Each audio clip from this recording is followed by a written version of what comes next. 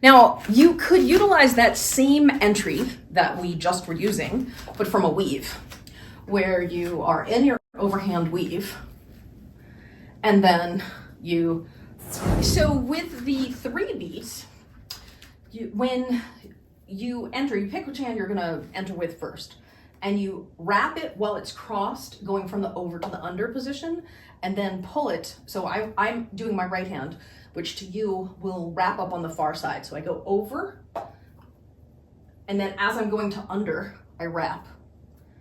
Just like with the left hand, as I'm going from over to under, I wrap.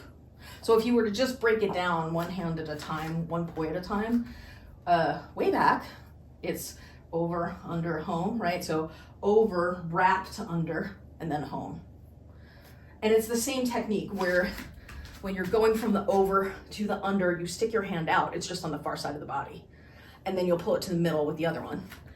So similarly, with the other hand, when you go from over to under, you stick the hand out and then you'll come into the middle. So when you go over to under, so you're in your weave, wrap, wrap, oosh. That was a technical term. Wrap, wrap, wrap. This time try wrapping your left one first. So it would look like this. I'll go slow. I'm in my weave. So not this time, but this next time. Over to under, boosh. And I'm making it just look so easy because it barely is even going under because of how I'm doing the wraps. As you know, I have a philosophy that everyone can do the weave, but only you will do it like you, so your entry will look different than mine, and that's great.